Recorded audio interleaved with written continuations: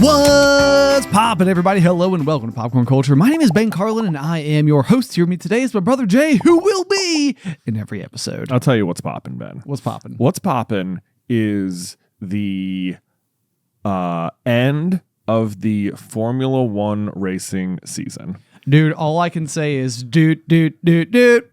Max Verstappen. Oh my gosh. Okay, so even if you're not into sports, even if you're not into racing at all, I dare say this might cross into your like Game 7 World Series, like I guess I'll turn on baseball for the year kind of realm. There's no doubt about it. Like you're talking about the season long journey. Not everybody's always interested in like Game 2 of the season because the stakes aren't really there. Nobody really knows who like the standout teams are or anything like that. But we are in the final 2 weeks of the season, and we've got this like real, almost like Rocky or Creed, boxing type situation going on where Max Verstappen is the 4-time reigning drivers champion. Right. And this whole season, he has been this like absolute underdog. Yes, somehow.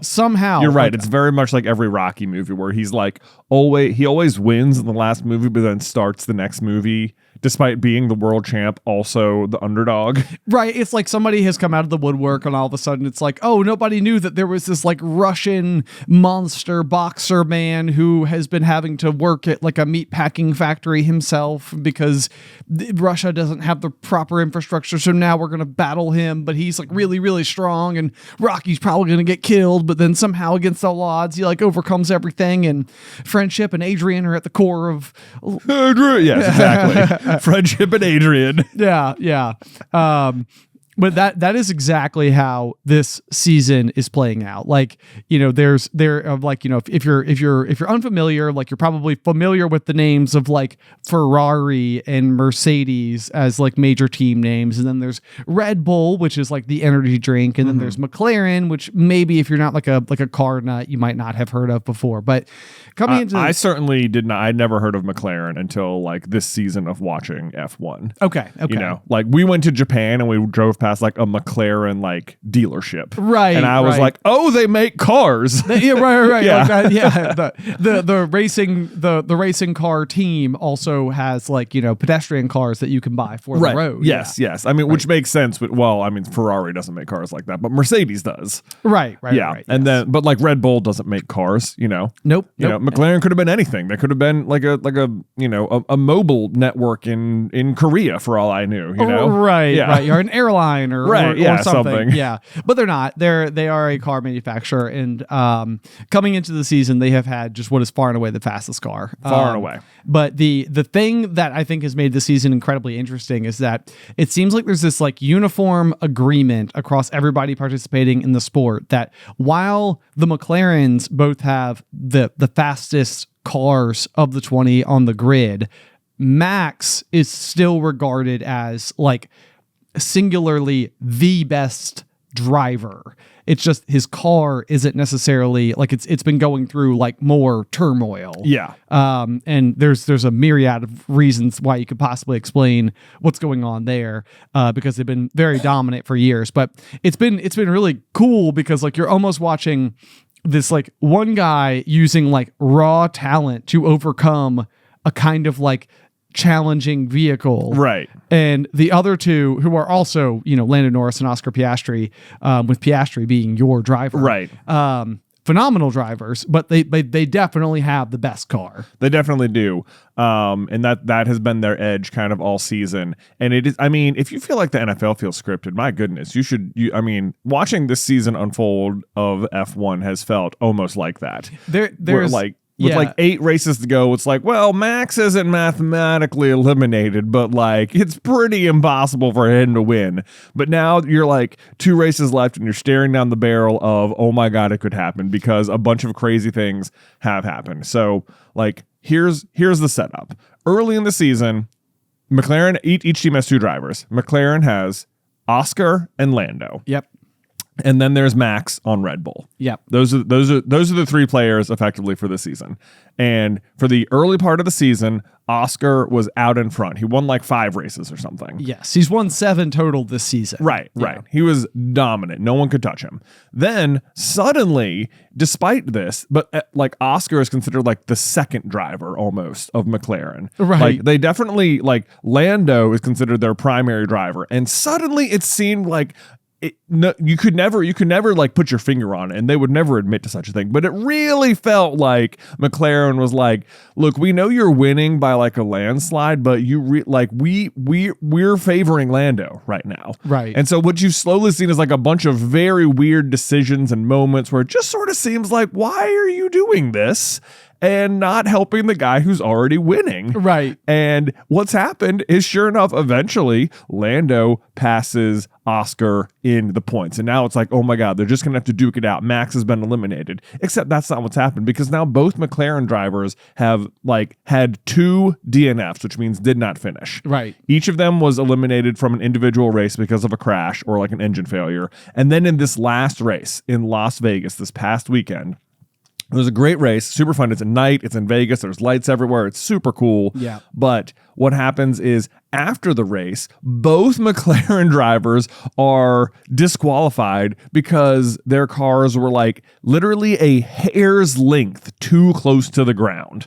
Yeah, and it's like a very big part of the sport. Like if you're unfamiliar with it, like MKBHD actually made like a really great video once upon a time talking about, I think he went to the Las Vegas Grand Prix last year. Oh, and amazing. He was talking about like what he loved so much about the sport and like what made it interesting and like all the things he didn't know. But on the bottom of the car back in the day, there literally used to be a physical piece of wood. And what they would do with that piece of wood is, as the like race unfolded, it would get shaved down because of the amount of downforce that these vehicles have. So like the bottom of their cars almost like scraping the ground. Right. And in order to make regulations fair and everything for all the different cars, they basically created a standard where you can't shave off more than this many millimeters of that plank. Right. And I think now it's actually like a titanium plank that lives on the bottom of the car. So if you ever see them driving, there's like sparks. Is that what the sparks are? That's what the sparks are. Yeah. And so it's a thing that like everybody is contending with all the time. It's like you could technically make your car faster by having more downforce, but then you run the risk of like wearing too much skid plate. And basically both of the McLarens ended up being disqualified because they used too much. But right. And there's like apparently 0 margin for error. It's not like it has to be here, but if it's like 1 or 2 in either direction, that's enough. Like apparently the science is so concrete that like every millimeter offers you so much more advantage that if you're over it at all, that's it. That's it. Yep, exactly. So it was really crazy because going into Las Vegas, Max needed to win. He did. Lando came in second. Right. So, it was sort of like normally you get 25 points for winning a race. Second place gets 18. So it's like, while you got 25 points, you only actually close the margin by 7, right, because of the person behind you. But then all of a sudden, out of nowhere, the McLarens are disqualified. And so instead of Max just making 7 points on them, he made 25 points on them. And now we're down to Oscar and Max being tied for second with like 366 points. And Lando was in first with 390. It is. And what is crazy to me is everyone's calling it the comeback story for Max, which it totally is. Yeah. But at the same rate, what I think is crazy is that it's not just Max. It reminds me of the opening scene of Cars, the movie. Okay. Where it's like, one, the legend, the runner-up, the rookie, or whatever. Right. And Yes. that's basically literally what you've got here in terms of like the legend being Max, the runner-up being Lando, and Oscar's not a rookie, but it's only his second year driving. Third year. Year. So he's like very young. Yeah. In terms of it. And it's just sort of like, here they are. Those are the 3. 2 of them are literally tied in second. And one's been battling car trouble. One's been battling with his teammate. And it's like, it feels like the two people who have been screwed all season are now tied in second to take down Lando. Yeah. And it's just like, honestly, and I think it's so funny that it's the two drivers we like. I know. Yeah. I'm just I don't even care who wins. I just want one of them to beat Lando. Which is also probably sounds silly because Lando was Oscar's teammate, but I feel like McLaren has screwed Oscar in favor of Lando, and I want one of those two to beat him by the end of the season. The thing is that like teammate is also like the weirdest thing when it comes to the sport of F1 because it's not a very team sport. Like you can earn points as a team. The overall organization that runs the team gets more money based on how well the team does as a whole and everything. But really what it comes down to is that like you have two distinct drivers who are going out there trying to win every weekend. And because each car across different teams are different from each other, the only person who you have like a 1-for-1 comparison to is your teammate. Right. So it's like how well you did is almost on the basis of how well your teammate did. Yeah. So this is like another one of those things where it's like the McLaren is so good that going into any race, it wouldn't be uncommon for both McLarens to be in the top 3. Right. Whereas like Max has won 6 races this season and his teammate is like coming in like 18th. Right. Like almost at the bottom. Right. So like the other person driving Max's same car can't get into the top 10 and Max is winning. Right. So it's like, that's like part of the demonstration of like the McLaren is clearly good because both of these guys are able to park it in the top 5. And yeah. So anyway, but there are situations though where you see the teammates working together for the better result.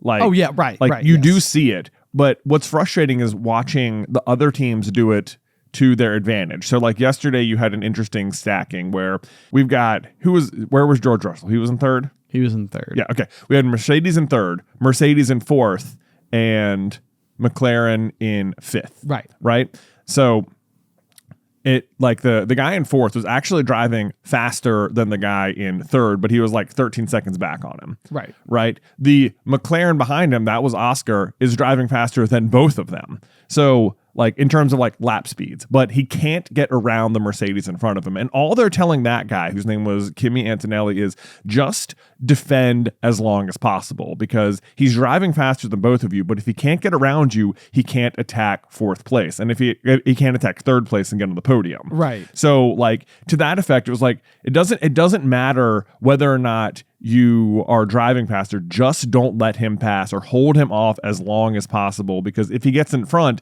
he will absolutely eat away at the lead. Like you're driving faster than the guy in front of you, but like not slow down, right? But like just hold him off as long as you can. And it totally worked. Like he never got around him. Right. Which was like frustrating if you're me watching because that's all you're hoping for the whole race. Because you're like, oh my God, the podium is so possible right now. Right. Yeah. But then on the flip side, McLaren will just do the exact opposite. It like bites them so often where like there was a situation earlier this year that I'm still angry about where they had them pit one lap after another. And Lando, the guy currently in front, had a really slow pit.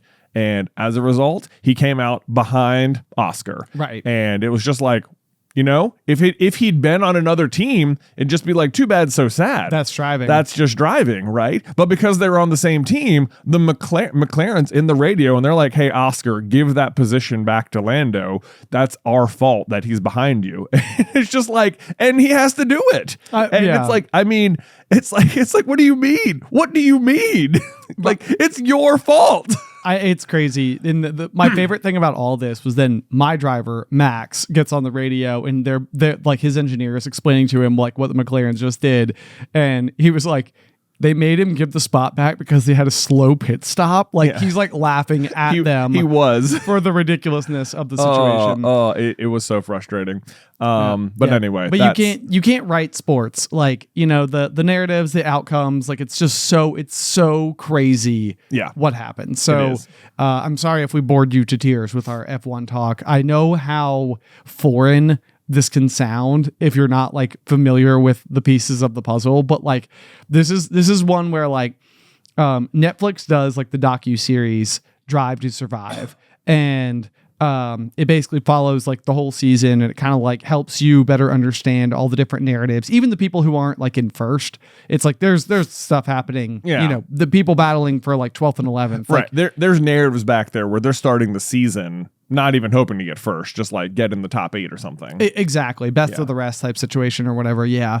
But I mean, this upcoming season, depending on how the next couple of weeks goes, could be just like the most fascinating real life sports execution story ever. Right. Like it's just going to be thrilling to watch unfold. It will be. It's going to be very thrilling. So, finish your Thanksgiving or whatever. I guess this will come out after Thanksgiving. If you still got people in town, turn it on Saturday. Just enjoy yourself. There you go. Yeah. It's a lot of fun. It's a lot of fun. But anyway, that's all for F1 talk today. Yeah. We'll move past F1 and instead talk about everyone's other favorite thing, the Virginia Tech Hokies.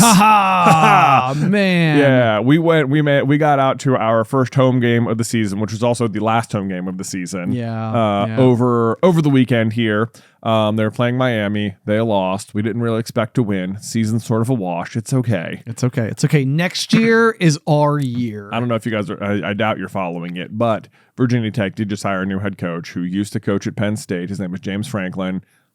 People are very, very excited about this hire. Yes, yeah. This is definitely like it's a very big deal. Like earlier this season, the Virginia Tech let go of their head coach, and it was kind of this whole thing where it was like, oh no, like now what are we gonna do? And I was like reading all these articles that were like a bunch of teams have like let go of head coaches, which means like a lot of like much more prominent and better teams are going to be like first in line for like top tier coaching. Yeah. And so it's kind of like Tech doesn't have any talent. The recruiting class for several years has been a little dicey. Half the players have decided to like change teams and just like exit and go to different schools. The firing of the coach in the middle of the season also opened up a transfer portal that like a bunch of players like just took. Right. They were just like, all right, yeah, if you're going to let me leave, I'll leave. So things were looking very, very, very bleak. And then Penn State fired their head coach, and we were just like open arms, like, yes, please come join us. Come join us. So now all of a sudden there's this like a whole new renewed enthusiasm, and he was out on the field at halftime, like hyping up the crowd, and you're just like, okay. There is like the possibility of something exciting on the horizon. There is, and it's just like, okay, let's go. We're all excited. We're looking towards next season. That was exciting. But the game itself, despite losing, was just like a lot of fun. I felt like we went up early. It was like a noon game, so we had to get up there early. We brought the whole team at the office here. Yep. And then it was also like sort of an open invitation to the people who are on like our Patreon calls to like, if you want to, you can come to our tailgate. Right. Yeah. Like we will tell you where we are. You can come join us. Right. It'll be great. Yep. Yeah. And we had a few people show up, and it was super fun. Like just hanging out before the game, like grilling wings in the parking lot, doing the whole thing, and hanging out with like the SCB community there. I mean, the whole day, despite like losing the game or whatever, it was still just like an absolute blast, I thought. Yeah, I would totally agree. I mean, it's just like there's something about, and this is sort of like what I go back to like from childhood. Like I always kind of tell the story about like, if you're familiar with any Virginia Tech player, it's probably Michael Vick, who, sort of has got like his own, lore and story, and there's a whole thing going on there. But in 1999, when he first emerged at Virginia Tech, it was this sort of like everything changed. And I remember Dad brought us to a game against Syracuse. I always forget the exact number, but it was like 62 or 63-0. And it was just like, but like we got there, he had like a little like charcoal grill that we busted out of the back seat. We were like grilling hot dogs and had like potato chips. And it was just like, just to be there was so fun. Right. And then what kind of spawned from that, like Michael Vick's presence at Virginia Tech, was like years and years and years of really, really good people wanting to come and play there because they had like become a part of like the national scene. Yeah. So this was the team that like, all of a sudden was like on the map. And forever, so much of the fun could be sourced from the fact that you got to go and watch your team be great. Right. And it was like, oh, this is amazing. But yeah, I think that this past weekend was a really clear glimpse where it was like, we were going in, there was 10-1 odds stacked against Virginia Tech for winning. It was very unlikely, but it was still a sold out stadium. We still got to do all the tailgate stuff. We still got to go be a part of the, the marching bands walking through everywhere. There's flyovers happening, like big military, aircraft. I don't know, not an aircraft carrier because that's a boat, but you know what I mean? Yeah. Just like everything about it is just like fun and cool and exciting and it's loud and there's Enter Sandman and it's just all wonderful. I mean, I loved every second of it, and we were never meant to win, and we were never winning. We had a couple of good plays that were fun to watch. Yeah, and that was about it. Yeah, we had also pretty good seats. We were like 5 or 6 rows back from the field. Yes, which was really cool. So anytime there was a kickoff and it went into the end zone or whatever, and you had the touchback where the ball is placed in the 25-yard line to start the new drive. We were right there. We could look between the players, you know. We had a clear line of sight down the 25-yard line. That was really cool. And yeah, there was a little excitement at the end where it looked like, oh man, maybe they're mounting some sort of crazy comeback or something, which they didn't. But it was really fun, the whole thing. And I think it just sort of proves that it's it is winning is great, but the community and the environment is the point. Yeah, and I think that this is an interesting topic of discussion because I know that even ourselves, we have our online community of people, and it's been kind of amazing since 2012 when we started Super Carlin Brothers to watch as people have kind of become fixtures in the community. It's people we know by name just simply because they've been watching and being a participant in what we do here for so long. And I think that for a long time, I maybe took for granted a lot of the community that I was just naturally finding myself falling into through having a high school job, and having your coworkers or whatever, or all of the year-round sports that we did. It kind of meant that you were always familiar with people from every grade, in your high school because you kind of got to know a little bit of everyone, you know? So you could walk down any hallway and give somebody a high five and it was boom, bam, it's you had these people who felt like they were part of your tribe. But then I think, as we've gotten older, the other thing that's really emerged is just social media and the internet and all these other things, which obviously case in point is that we're on the internet. That is the platform under which we operate and that our community was built around. But community, I think in-person community especially is something that can be hard to find in today's age. And so I think I think a lot of times it can feel a little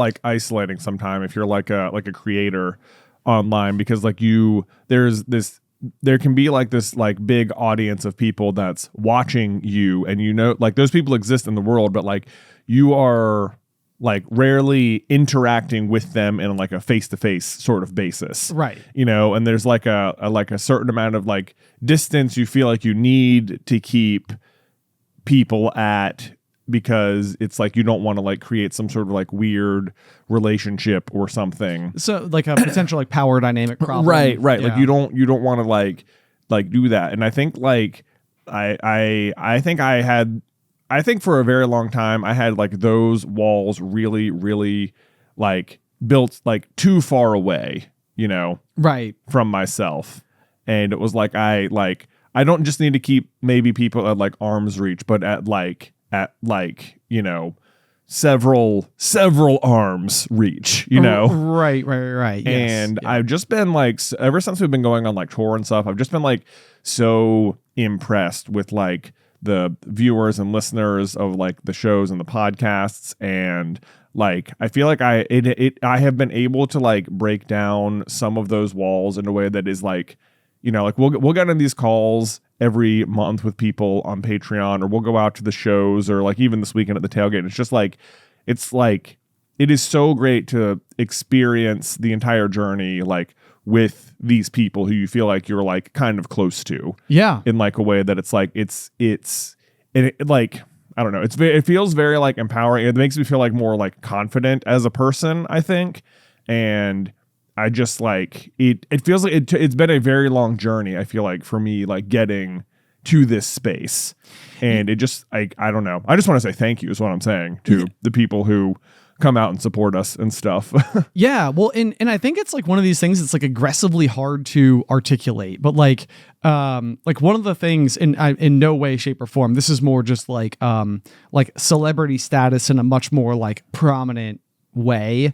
But like I oftentimes I can't imagine what it like. We all admire people who are famous, and it's like I think like a lot of times like the desire for like being prominent in that way, being on the cover of, you know, People magazine or GQ or something like that, you know, like it's like, oh man, like how cool, like they made it, they're headlining a movie, they're a Marvel superhero, like whatever. It's like all those things are also like kind of they're fun to absorb, they're fun to watch. It's like it's a fun daydream to imagine yourself being on that red carpet or whatever, like, oh, like what if that was me, you know. But then oftentimes I think about the fact that like if you're Brad Pitt or something and you go to like, you can't just go to like, you know, like a bar or like a brewery or something and just, you know, like let's say you're in that status, like you just can't go like live the ordinary life. It's almost like because you've like ascended into this like thing,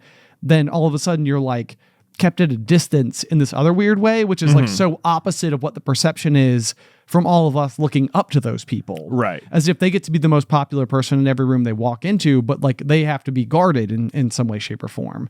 And so, yeah, it's weird. It really is weird. It's like trying to find like the exact right position and what feels appropriate, you know, is, I don't know. It's a weird line to walk. Right. Yeah. But it does, I feel like, you know, it feels like I've like, you know, like found my tribe, you know. That's exactly it. In a sense. Right. Yeah. Yes. You find your people. And yeah, so that was the other thing I was going to say about like even going to like the Virginia Tech football games. It's like you get out there and like you could like walk to the parking lot or whatever and like look at everybody's like bumper stickers and you could be like, wow, I have like a very different like worldview than the people who are like also here sharing these bumper stickers or whatever, you know.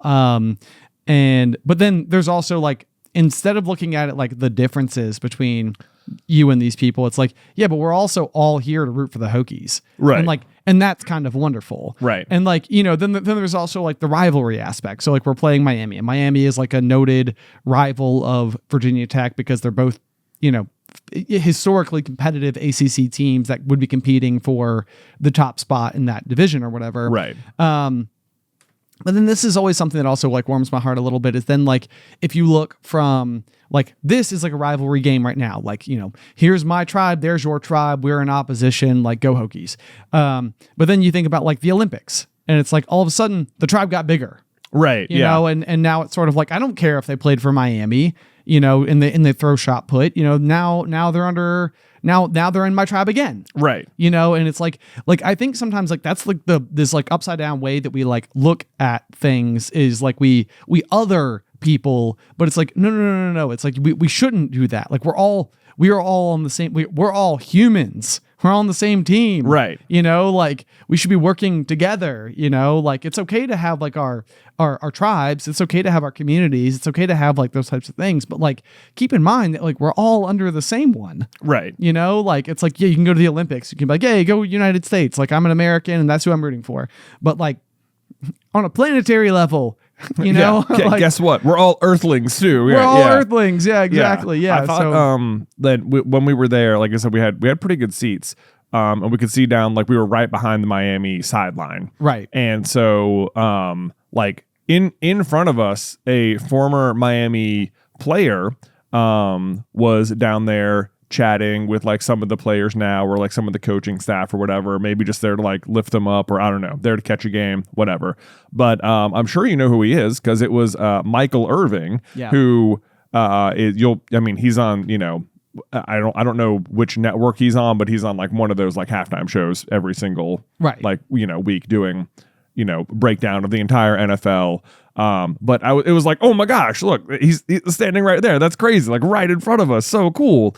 But like, and then I'm like, you know what? What's crazy about this is like, I'm so excited to see him because he's such a good player, but by all accounts, he played for Miami and then went to the NFL to play for the Cowboys. And if there are two teams I dislike more in terms of fandoms. Like Right. it's probably Miami and the Cowboys, Right. like as a fan of the Hokies and the Commanders, and it's just like this guy has put a hurting on my teams forever, Right. but right. also like I'm like whoa, like I don't. It's not like I'm seeing him like you are the like you it's like, represent everything I know, hate. I know. Yeah. It's just like all I could do is be like, I just respect your game. Like you're so good at what Right. you do. You Right. know. Yeah, well, and what's funny to me as well is that like when I was a kid, I remember thinking like that like we chose the Hokies because this is like the like in some way I was like, oh well, they're like ethically better, you know, and like Yeah. so like all the trash talk as a kid I would hear. And I would be like, well, of course I want to beat UVA. Like those guys are terrible people. Right. And it's like, no, they're not. No, Yeah. It's like, and this is also like a little small piece of perspective, like where growing up as a child, this was something where as like a 10-year-old kid, I looked up to the collegiate football players because it was like they're these like otherworldly, huge, massive athletes, and they're like, you know, they're bigger than me, they're older than me, like, you know, they're further along, they're doing big things. You know, so like I admired them like that. And then as I got older, I remember thinking how weird it was that I was as old as the players on the field. Right. And that kind of came with its own like weird paradigm shift where it was like, I'm a freshman in college. These guys were seniors in high school, just like me weeks ago. Right. You know, like we're just barely through the woods on this thing. Yeah. And now going out there and being like 36 and looking at people who I'm like, Kids. yeah, I mean, I'm 14 to 18 years older than. Right. You know, all of a sudden it's sort of like I was graduating high school when you were being born. Right. And now you're like a 6'5", 240-pound beast of a human being. Right. But like even that, like I think it contextualizes like these are kids who had dreams, who achieved those dreams, who are out there on the field doing something that they love doing, and a small percentage of them will get to go on and do it in like an even greater capacity. Right. But like otherwise it's like there's a piece of me that's also just sort of like they are kids in a way. Right. You I know, mean, like, for sure they are. I mean, yeah, it's like some of them, you're right. Like, you know, if you're a freshman starting in college, you know, you were in high school, you know, 12 weeks ago. Right. Like, yeah, like before summer break. Right. You were at a high school. You were at high school, and now it's possible if you're good enough, you're playing in front of, you know, 80 to 100,000 people. Right. You know, Yeah. like that's a ton of pressure. That's a whole life change. That's a different kind of experience. Yeah. But then it's like, it's cool because like, you know, it's like maybe like when you're a kid, you're looking up to them. And then when you're there, it's like, these are my peers. And it might be like 18 years later. It's like, what's your connection? It's like the connection is that it's all part of the same through line. Like you're all sharing the same history together. And it's like, that's what makes it like fun. And that's what makes the environment and the culture really cool. Cause it's like Tech has not been very good this year or for the past few years, really, which is a bummer. But here's what like astounds me is that despite not being super good, I could not believe how many night games Virginia Tech had this year. Oh, right. And yes. how many like Thursday games. And it's like, you might say like, well, what's the difference? What does it matter? The difference is that if you're playing the night game, that is where they are expecting the most number of, that's where they're expecting to get the most number of viewers. Right. Right. So if they want to put big, like, attractive games on TV to get the most number of viewers on their show to like satisfy advertisers or whatever. Right. And like what's amazing to me is that Tech keeps getting all these night games because they're not playing well. And you might think like, who's watching this? And the answer is Virginia Tech fans who are like rabid despite the quality of the team. Yes. And it's like it's like that's why they're getting like premier primetime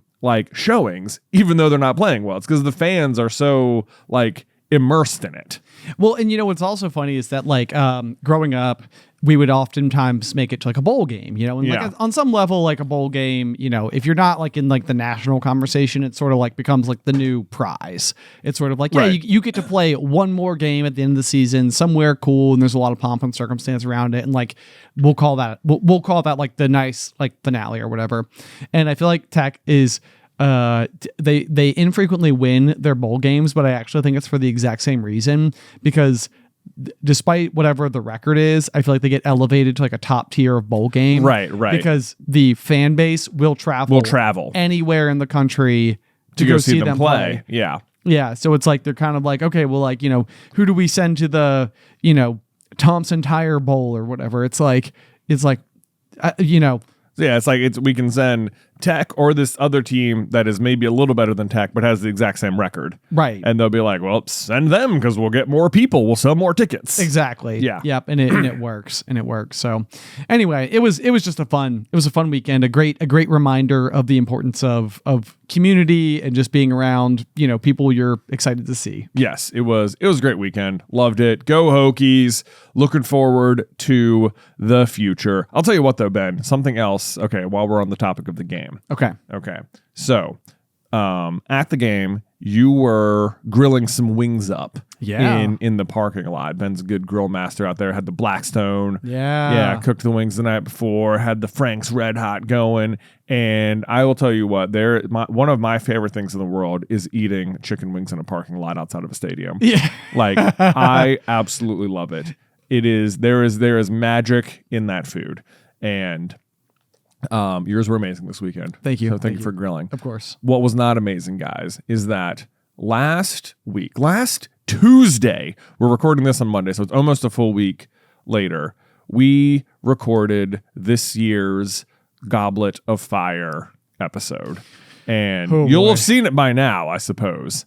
But my goodness, the wings, if you don't know what the Goblet of Fire is, it is an annual Thanksgiving tradition at Super Carlin Brothers where we find really hot sauce, put it on some wings, and then do a Jay vs. Ben. We'll do like and it's always Harry Potter trivia about the book Goblet of Fire. Yep. And the catch is, if you get a question wrong, you have to eat one of the wings. Right. And that has been the format for 4 years now. And we've kind of like always stepped it up a notch. It's sort of like, well, we did pretty hot wings last year. Can we go higher? And this year we went to, so I'm sure you're familiar with the YouTube show, Hot Ones, where, hotter questions with even hotter wings or whatever. And they always have the very last one is the last dab. It's like, this is really hot. In fact, it's so hot, we don't douse the wing in it. You just put a little drop on there and eat it. Right. That's what we did last year. Since then, they've come up with like the last dab : Thermageddon. Yeah. And they mean it. They mean it. It's got Pepper X. It's got Ghost Pepper. It's got Carolina Reaper. It's got Scorpion Peppers in it. Those are the 4 hottest peppers on earth, and all 4 of them are present in this sauce. Yes. I mean, it was like literally we were trying to figure out like what the Scoville units was because it's not listed on the bottle. And when you go to the website, there's like a whole list of them going up, and at like, at the top, there's like, the last dab, whatever, Miracle Edition or something. It's like 2.5 million Scoville units. Above that is Thermageddon with a question mark next to it. It just says TBD. TBD. We don't know how hot We don't know how hot it is, but it's more than that. Yeah. And my goodness, I lost the quiz, which meant I had to eat more wings. Yes. And oh man, I mean, capsaicin is a really weird thing. That's what makes wings hot, or peppers hot, or whatever.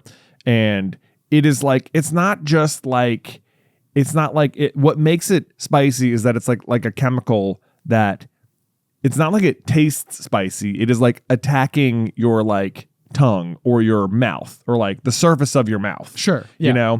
And it goes away pretty quickly in your mouth, maybe like 5 or 10 minutes. But where it doesn't go away is your stomach, where it just sits and just interacts with everything. And then you dump 6 more versions of it on top. And the night after we do the Goblet of Fire is always a long night. It's always rough. It's always rough because it's a lot of hot sauce and it's super hot or whatever. This is what I think about every time I watch Hot Ones, in fact, is I'm always sort of like all these like glamorous celebrities who come on here and do it. It's like every single episode you watch, you're like, they're in for it tonight. They are in for it. Yeah. It doesn't matter who you are. It doesn't matter what like level of celebrity you have. You can't no one's stomach acid is able to like properly, completely break down capsaicin. Yeah. Right? Yeah, capsaicin. And so that means you just keep feeling it. You just keep feeling it. You just keep feeling it. And that is what has been happening to me since then. I got to Saturday morning and I was like, okay, my stomach hasn't really been hurting or anything, I'm gonna go ahead. I'm gonna eat some of these wings right now. Yeah. And like Frank's Red Hot sauce is like poorly named. It's not red hot at all. No. It is very light on the heat. Right.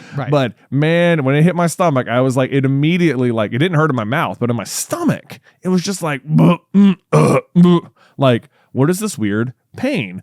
And it kept happening to me all week last week. Oh man. Like, I was totally fine. Like, I would just be normal. And then I'd be going to bed and I'm like, am I feeling nauseous? Like, am I getting sick? I can't get sick. We have to go to the tech game this weekend. Right. Like, this is terrible. Like, why do I feel nauseous? Priorities. And it's like, I know. And I'm like, and like nothing ever happened. And I was like, well, that was weird. I wonder why I felt nauseous. And it's like, and then I'm like, oh, it's because of the wings. Why am I having stomach problems? It's because of the wings.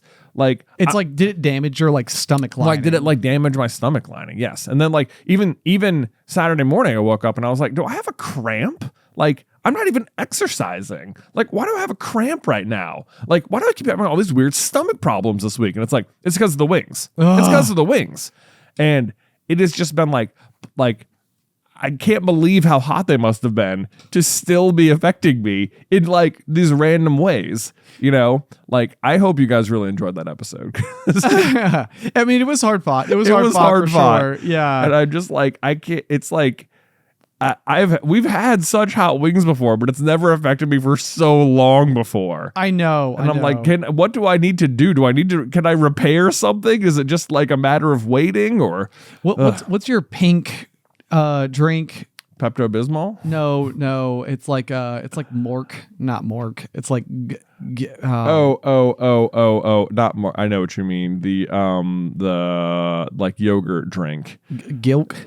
Not Gilk. I know what you mean. Why can't I think of the name of it? It's like fermented yogurt drink, which sounds terrible. It does. Kefir. Kefir. Whatever. I can't believe how Kefir. off I was trying to think of like weird names for it. Yeah, dude, I had some of that at the New York City Marathon. There was so many booths being like, "You want some kefir?" And I was like, "Heck yeah, I do." Right.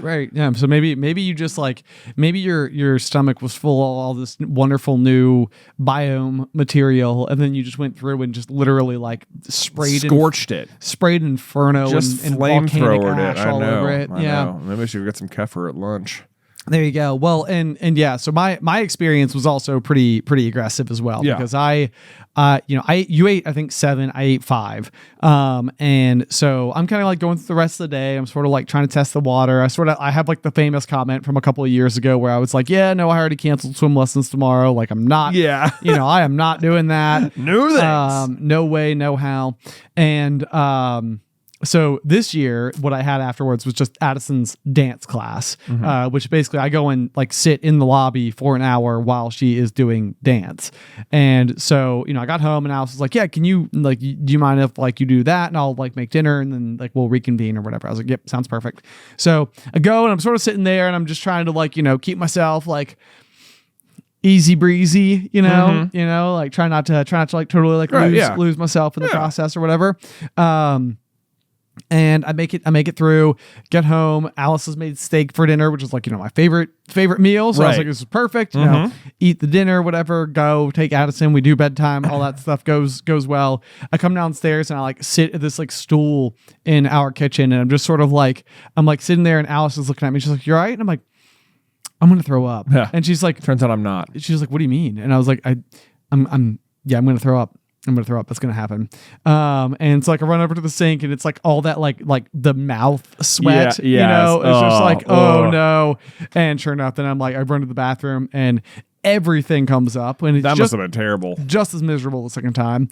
But yeah, it was like one of those things where I think my body was literally like, what you ate was not food.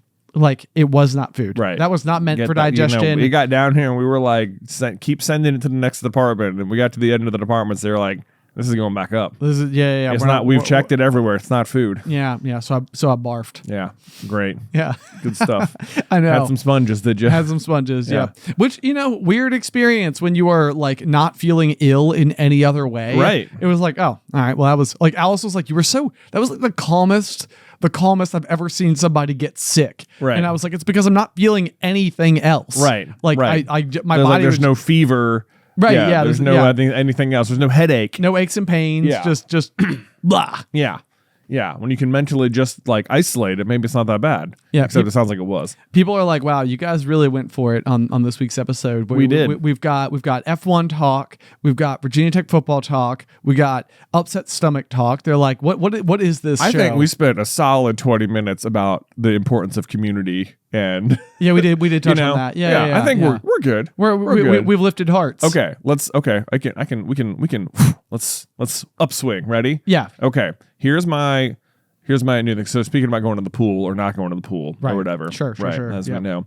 Segue over to I've still been swimming, getting ready for the next triathlon at this point. I mean, natural. Yeah. We're almost making it right back around the sun again. Yeah, exactly. So a couple weeks ago, I put my swim cap on, and as I was doing it, the bottom ripped off of it. And I was like, oh no. Devastation. Now I got to swim without it. Blah.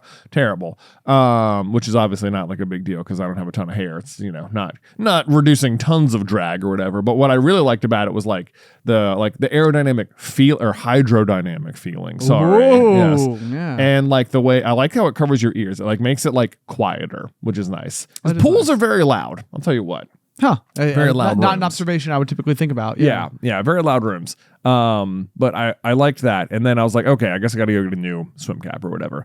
And then I was talking to Ethan. He was like, you should get some like earplugs too. Like just, pools are like, no reason to risk getting an ear infection. And I was like, that's, solid advice. There really is no reason to. Yeah, right. I can prevent it further. I have nothing to lose by trying it. So I got some earplugs and I went out and got like a new swim cap. My old swim cap was just the one they gave me at the triathlon. The new one was like Speedo swim cap. So you got the thick material. I guess so. Yeah. Like I would have thought like, swim cap's a swim cap or whatever. Sure. Turns out no. If you get like a swim cap made by like a swimming brand, it's way better than the one they give you in your like swag bag. I would almost imagine the one in the swag bag is nearly disposable. I would say probably. So I put this one on and it's like miles better. Wow. Like I wouldn't have thought, even if there was like, okay, there's a good one, there's a bad one, I would have thought like, yeah, but like it's a swim cap. I would have thought durability was the only thing changing. Right. Yeah. Not performance. Yeah. I mean, I don't know about like performance, but just like the way it's like so much thicker. It is like tighter. And then with the earplugs as well, it was like everything was like, I used to like kick off the wall and I'd be like, yep, my hair's wet, despite having the swim cap. Not that that's the point. I don't care if my hair gets wet. But this time I was like, 17 laps in before I was like, did some water leak in? Weird. Like, it's like that much tighter or whatever. And I was like, man, what an improvement. So that was nice. But then this past weekend, Beth is asking me, she's like, what do you swim in? Like, do you just swim in like your regular like swim trunks? Do you need like a jammer or something or, right. And I was like, well, I mean, I've always thought just, swim in your trunks as like, to create drag. And then when you're actually like doing it, that's when you put on the jammer and it's like a speed boost or whatever. Right. And like that has been my conventional wisdom understanding of swim training forever. Right. And I've never thought about it at all. I was just like, this just makes sense. I'm already used to it. What's the difference? Right. It's just making me stronger or whatever. But I was like, you know what? I was super wrong about the swim caps. And before I even had the one from the triathlon, I wasn't even swimming in one of those.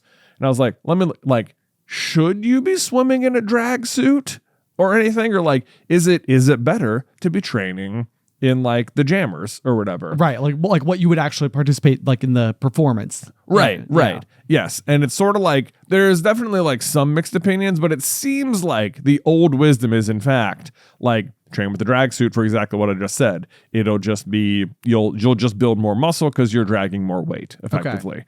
But, then it's sort of like the newer school of thought is like the problem is that because it's heavier, it affects your form so much. And it's like, it turns out that just training faster makes you faster. Oh, interesting. Okay. Right. Yeah. I mean, that makes sense too. Yeah. And it's like, I'm not even necessarily sure. But then I'm like also thinking about it and I'm like, like, here's the thing. Maybe there'd be some wisdom to it. Like if I was like racing every weekend or something, right. It's like, okay, yeah, we'll train and then we'll see the effects, here on Saturday at the meet or whatever. It's like, I'm not racing. Right. You know, I'm doing like a triathlon a year at this point, you know. I have no idea where the trajectory of this conversation is going and whether or not you're like definitely swim in jammer or definitely swim in drag suit. I'm like so on the edge of my seat about where this could go. Like, because you seem like you've talked me like in both directions, and I'm like, oh, I see. Okay, yeah, well, I know. right, yeah.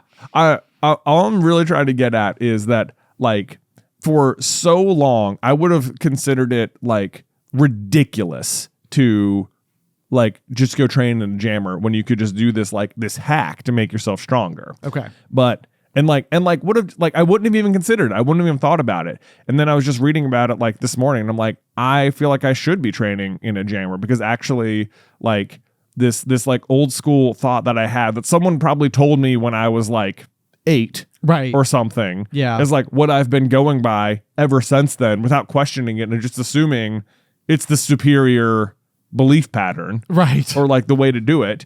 And now I'm like, you know what? I think my entire experience every morning or every other morning could be like that much better and actually make me like swim better. And it's just like that kind of what I'm really trying to get at is that sometimes like you can be so in your own way because you're stuck in a certain way of thinking, and abandoning that way of thinking can feel like you've been wrong forever. Right. You know, like losing like a piece of yourself. Like, yeah, not necessarily. I mean, I know it's just like swim trunks versus a jammer while you're swimming or whatever. It's not like a piece of yourself necessarily in this case, but in this case, no. But I would say that there are certainly like, you know, if this is a metaphor for more important things. Right. Exactly. Yeah. Right. And I feel like that's really what I'm trying to say. It's like as a metaphor for more important things. Like I would have told you that I was being so smart by doing it this way. Right. Like just saying like, I've always done it this way. It doesn't even matter. Like I'm just making myself stronger. It's clear, like train with a drag suit, but it'd be like always in it, like you could compare it to like running or something. It'd be like, or biking. It'd be like, yeah, just whenever you go biking, just like make sure the brakes are pressing a little bit, you know, like against the rim of the bike. So and it'd be like, that's not good advice. Right. That's not good advice. That's going to make it so much harder. You're not going to be able to go as long. And in the end, like you're going to have to like change the way you bike just to accommodate the problem you've created for yourself. Right. Right. Or like if you were like always running with like ankle weights on or something. Right. Like there might be specific workouts where it would be like good to do that for like a short time, but you would never go run. Like, oh yeah, my way of training for a 5K is to go out and run 3 miles every day with ankle weights on, because then when I do it, I'll take them off and I'll be faster. And it's like, so fast, what's going to happen is you're going to get injured, and you're going to have to run so stupid to accommodate the weight. Like you're going to hurt yourself. Right. And I'm not concerned I'm about to hurt myself swimming with a bathing suit on, you know. Sure. But I understand the comparison. The comparison, just like just because it could make you stronger doesn't mean it's the only way to do it. And it's like, just take one step backwards and examine it, and like it's okay to admit to myself that like you were just wrong. Just get and the good news is you don't have to keep being wrong. Right. Right? It's like great news. Now I get to go buy new stuff, and 2, I'll get to swim better. Right. Yes. I mean, I know these kinds of thoughts, like where you get like really you get in your own way about like how to do something, but like to your credit, when it comes to swimming, like it kind of reminds me of like what my own early relationship with climbing was a lot like, where like I think, and Alice will bring this up with me sometimes too, like, you know, like I've talked for years and years and years about like car audio and speakers and stuff like that, and how it's like, it's a thing that I loved when I was a kid, and really like since I've been an adult, I haven't like stretched that avenue very far or really like pursued it, because it always feels like this, like compared to refinishing my floors, putting speakers in my car feels like completely unimportant. Right. Like, you know, my house probably means more to me than my car does. Right.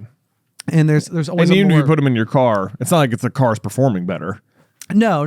Yeah. Yeah. I mean, so it's like one of those things where like you can't, like I struggle to do that. And so like, but then like when I talked to like Alice about it, she's like, is there anything like, you want for the Christmas this year or whatever? And I was like, I don't know. Like I still keep thinking about like car speakers, but she's like, yeah, but you like love to do the research on stuff like that. Like I feel like I'd be like taking away part of the fun if I did it. And I'm like, well, I get that. Like because there is a huge amount of fun. Like I like to I like to research and I like to like learn things and figure out like when I ultimately make the decision, like, it's like, this is why I chose this one, it's like all that like kind of feeds into like how I explain it to people. And like, it is part of the overall experience. But, one of the things that I think I slowly started realizing with rock climbing was like I would go and like when I got there, I just signed up for like a basic membership or whatever. And I was just using the shoes that they offered right there in house. So it'd be like if you got really into bowling, but didn't buy your own bowling shoes, you're just using the ones that they give you. Right. And which is a perfectly fine way to do it. And the thing was is that like I got quite good even just wearing those shoes. Yeah. And then even like once I got like my first pair, there was still kind of like a beginner's pair of shoes, not like a more advanced pair, even though I was slowly progressing to like more advanced climbs.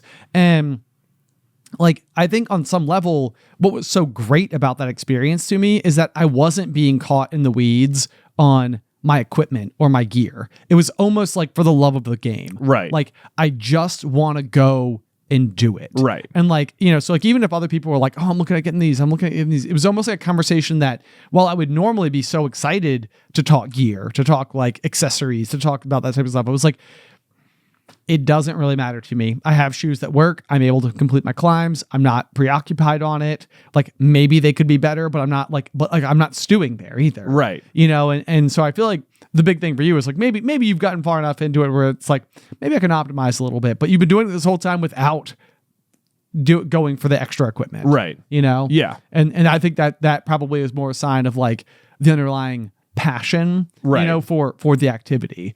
And the only reason I really bring that up is because I think it can be hard to put your finger on what you love about something.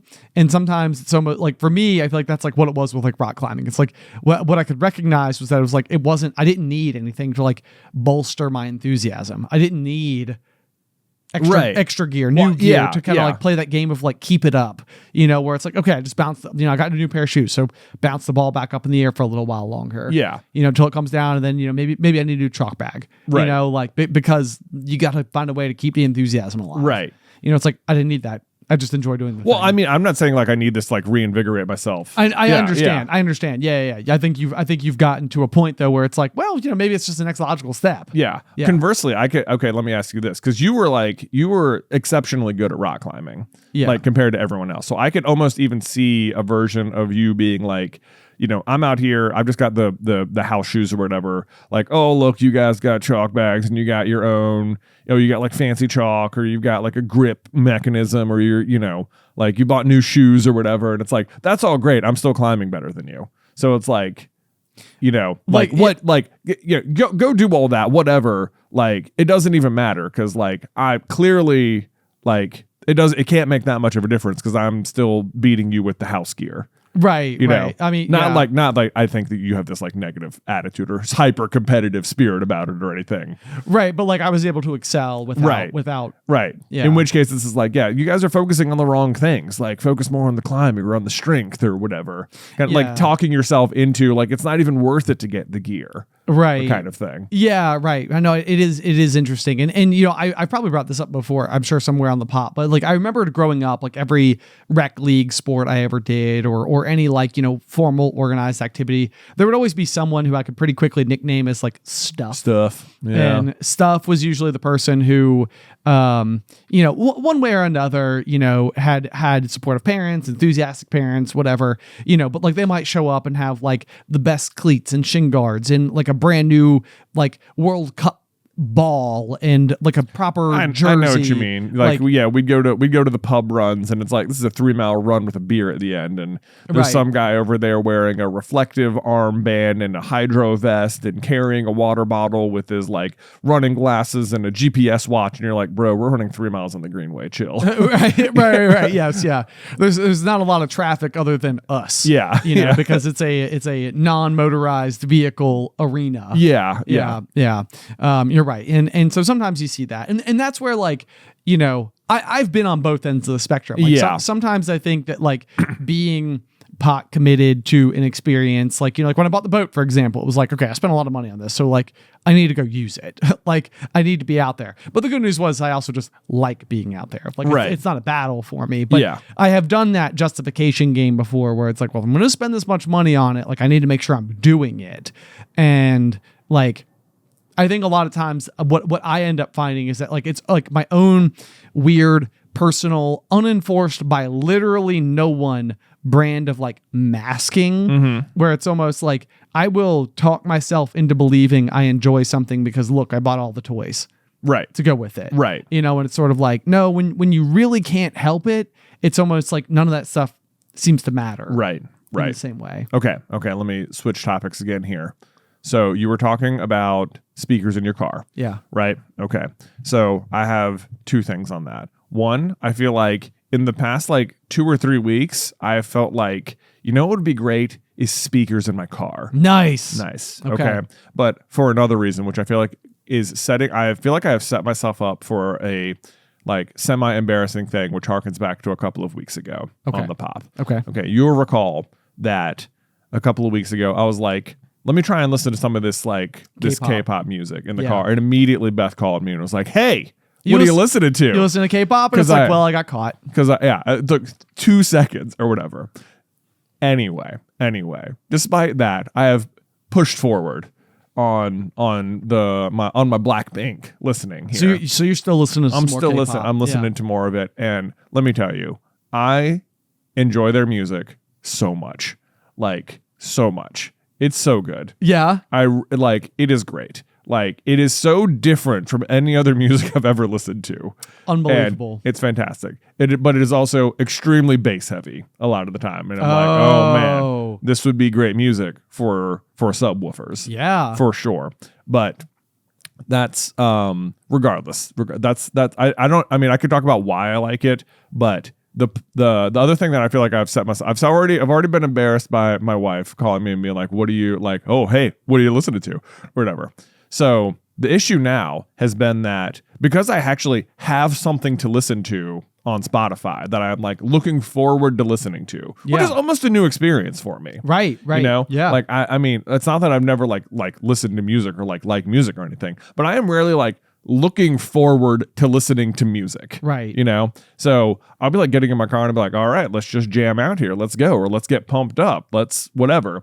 And I'll turn it on. But now I'm like, I got to make sure Beth's not listening to something else. Like, cause I don't want to like interrupt her listening. Okay. And what I'm running into is the realization, or what I was running into is the realization that Beth uses Spotify significantly more than me. Oh, right. Okay.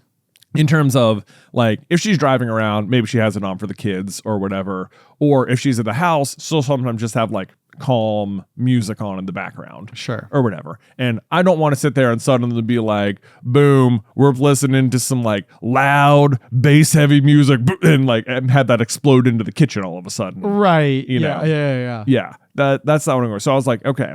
The reason it's a problem though is because we share a Spotify account, which is under like Beth's name. So I was like, you know what though? I have my own Spotify account. It's just not like paid for.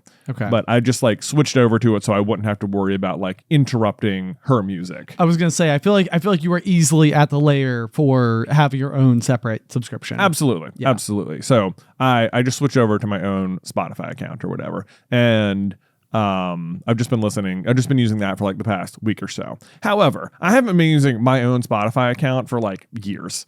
Like I think me and you had like a 6-month free trial once upon a time. Yeah, we did. I know we did a sponsorship with them in like 2017. Yeah, and like that's when I used it. And then me and Beth got married, and we were like, oh, you've got it. Let's just use the joint one or whatever. Sure. So I've got it. Put it on there. Haven't used it all year. Okay. Or in years at all.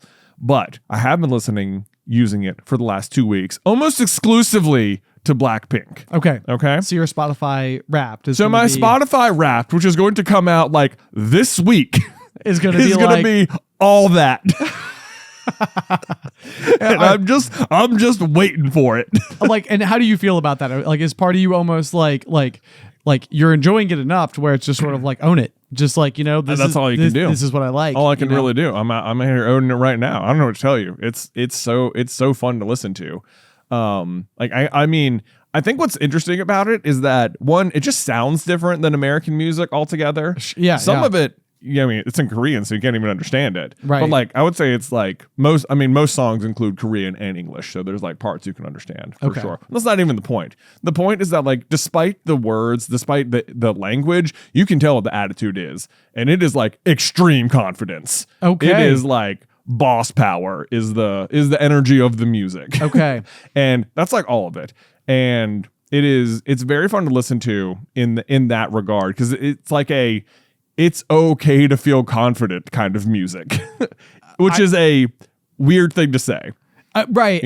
Right. I know. I think that we grew up in like an era of time where I can't say definitively that this was part of the messaging that was hitting us, but it almost seemed like every main character of any cartoon TV show we watched growing up, the confident kid was always confident because they were compensating, you know, and it was always like confidence always felt like it like lived in the same camp as arrogance, you know, like it was always like a negative trait to be proud of, like who you are, what you are, like how to carry yourself, that type of thing. Like, right. And I mean, to the point where like oftentimes, like if you just see me like in a room full of people, I will like literally like hunch, pull my shoulders together, and like try to make myself like look small as to not appear. Right. Right. It's like my resting demeanor is like anti-confidence. Right. You know? Yeah. That is not this music at all. Yeah. Okay. Maybe You should yeah. definitely check it out. If that sounds like, you know, your kind of style or whatever. I mean, it's just very like it's like I don't know. It's fun music, I think.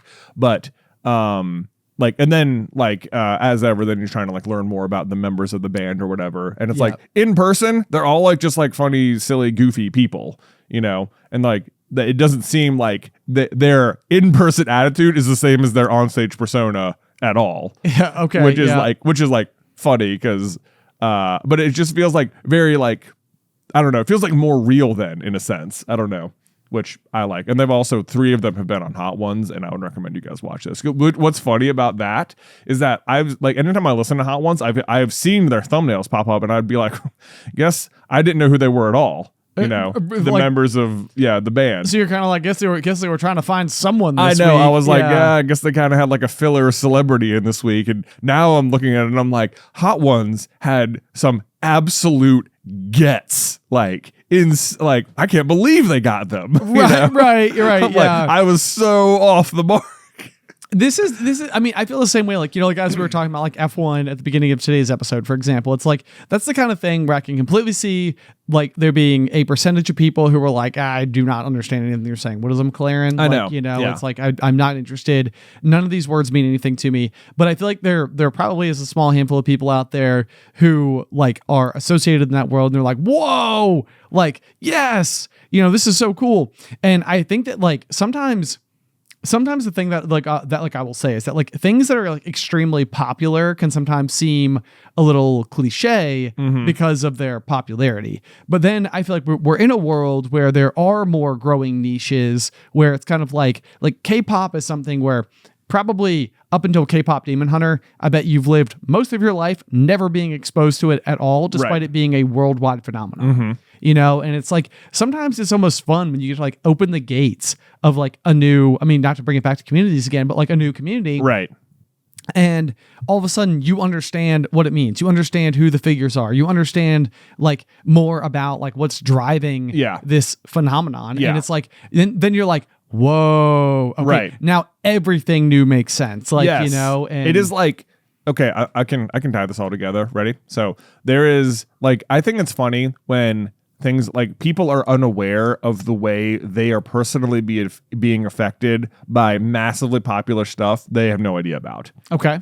So like, for example, you've probably heard of like Labubu's, the keychains or whatever, right? Yeah. You've heard of them. That's because of Blackpink. That's because of them. It's because of Lisa, who is the girl who played Mook on White Lotus. She is the one who's like posting the pictures with her bags and the Labubus, and like that's it. That's the answer. That's why. So like these things have become massively popular because of her. Because of her. Yes. She is the reason. Boom. Like other people have done it, whatever, doesn't matter. That's the origin point. That's why they're so popular. Wow. It's like you don't even know about it. Okay, last week when you were getting your tattoo or whatever, you talked about how everyone was like, or they were overusing the phrase holding space. Yeah. Yes, I'm not sure if we talked about that part of the pop, but anyway, holding space, right? It felt like in the space of this room that like I was in, it felt like everybody was using it almost as this like buzzword. Yeah. Like it like throughout the course of the day, like I heard multiple people say like I'm just trying to hold space, you know? Right. And it was like, yeah. Like, sure. And I mean, the thing, my genuine feeling was like, I'm sure that there is a very obvious underlying sentiment behind this. But when you start being exposed to like a new buzzword, it can sometimes feel like, what do you mean? Yeah. Okay. Well, I was like, as you told me about that, and we were like trying to like work out like what exactly does holding space mean, and does that like feel like it makes sense with the way they were using it? So I was looking it up, and holding space is a psychology concept meaning creating a safe space for someone or something by being present for them physically, emotionally, and mentally without judgment. Okay. So I'm not sure the way you described it to me, the way they were using it made sense.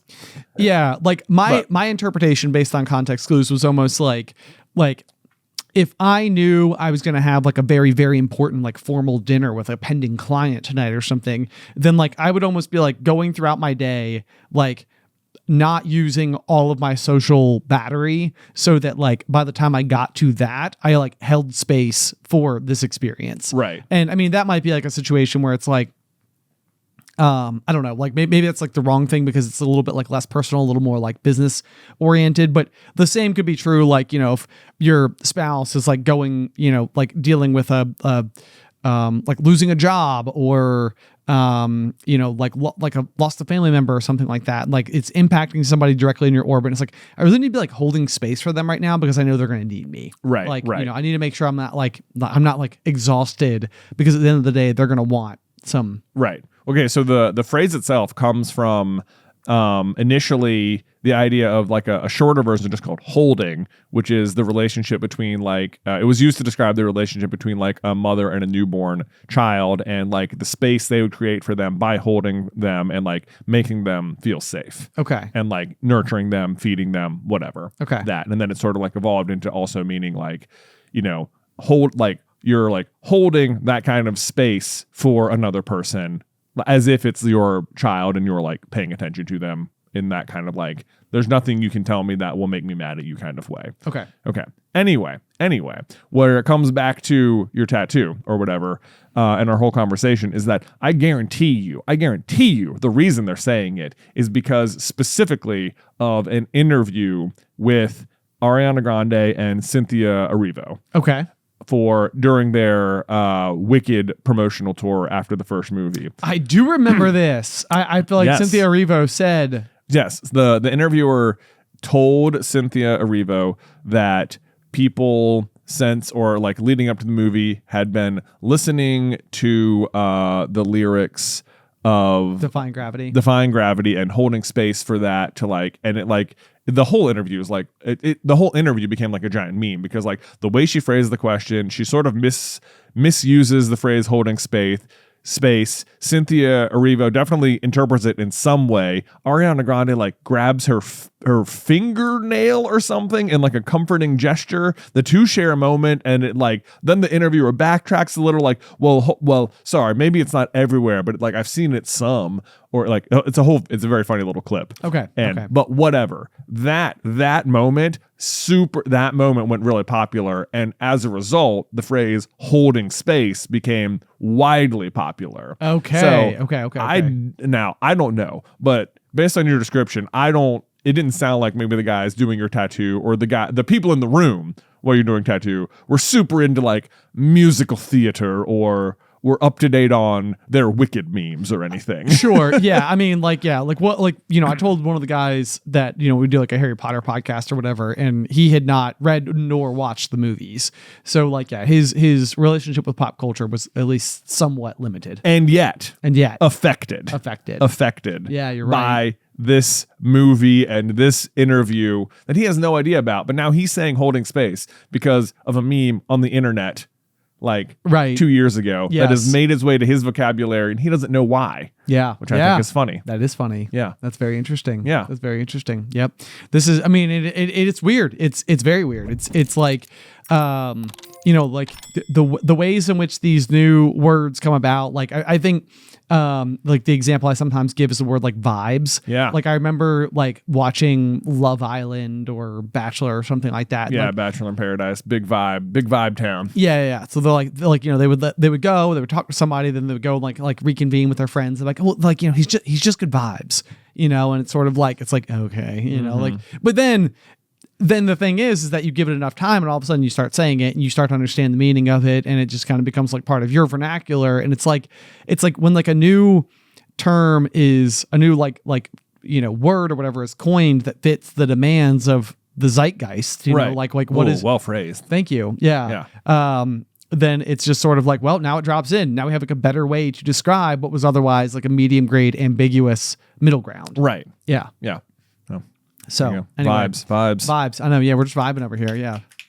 Anyway, guys, thank you so much for tuning into this week's episode of The Pop. As always, if you have any feedback for us, you can send it over to popcornculturepod@gmail.com. Or if you'd like to support the show, you can do so at patreon.com/popcornculture. But otherwise, until next time. Pop!